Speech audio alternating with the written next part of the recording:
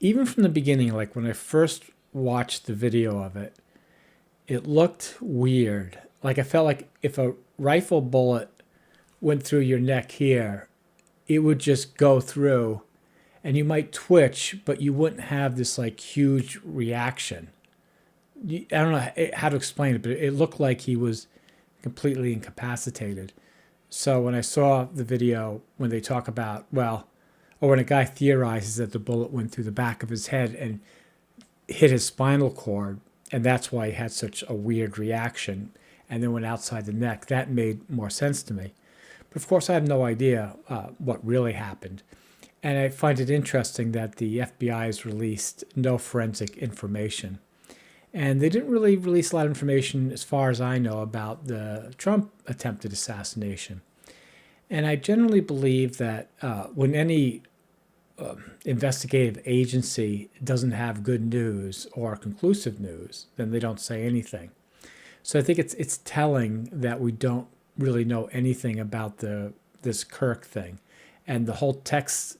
I mean, I think already the trust in the FBI is at a low point. So the text too is bizarre. Like everything is bizarre. Then the shooting into the ice facility, and then the writing on the bullets.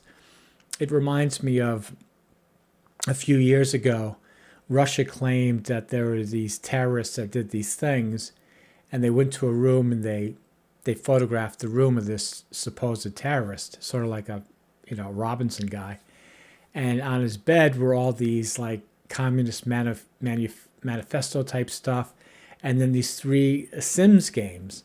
So somebody theorized that an FSB whatever manager had told the FSB agent, that's Russia's version of the FBI, to basically go into the apartment, put these books in, make it look like he's a terrorist, and put some SIM cards on in the bed. Because SIM cards, if you're a terrorist, you'd have different SIM cards for each country, for each burner phone in a sense. And so the agent didn't understand, so he went, or he looked it up and said, "Oh, Sims games." So he put three Sims games on the couch because he didn't understand the instructions that were given him, and it's totally hilarious. You can look it up, and I think it's the same thing, with the FBI. Some of the people that work in the FBI are very bright, but some of them are not. Okay, so just like in every place. So the problem the FBI faces is that you have the FBI, right, is run by a director appointed by the president. So this director, right, who's appointed politically, comes in and he's supposed to be, or she is supposed to be non-political. Then they tell their managers below them, you have to go prosecute this or that, right? So now they're saying, okay, you have to go prosecute James Comey. Now, it's completely ridiculous. I won't even get into any of that. But let's just assume, like, if you're every other FBI agent, I mean, you join the FBI, you want to solve crimes and fraud that are perpetrated against the largest number of people, right? You want to look good in front of your peers, in front of your neighbors and your family. Do you know what I'm saying?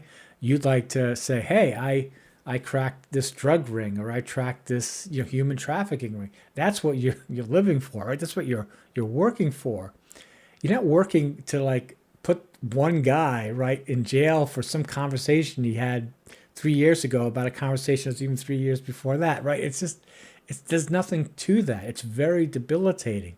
It's for most FBI agents to go do this stuff that nobody cares about, but the person at the top makes them angry. But they can't attack the managers above them, because even if they see the managers above them doing something, wrong or whatever, loyalty will trumps any sort of due process or principles of law enforcement or investigations or anything like that, right? That's just the way it always is in the real life setting. People will be loyal to each other and will not rat them out, even if they don't like them, because you lose your job, nobody respects you, just the way humans are. So the FBI is I imagine right now, is extraordinarily frustrated because the rank and file do not like looking like they are singling out some one old guy FBI director, because that's disloyal in itself, right? I mean, you join the FBI, you want to be loyal to all the directors, whether you like them or you don't like them, right? You still feel at the root like you're all working on the same thing. So to ask the FBI to investigate one of its own, right? Not only you're breaking that law, but you're not giving it work that it really wants to do to feel good about itself within society. So it's really wrecking everything. But there's nobody, that can really change the Trump regime, because the Democrats and the Republicans are just a duopoly, and it's not even their fault. It's like everybody's sense of principles is very low now, very low. Right? If everybody believed the same thing, like, prosecuting one guy, right, a former FBI director, you just couldn't do it. It wouldn't happen if everybody truly believed that, because you'd feel shame if you tried to do it with everyone.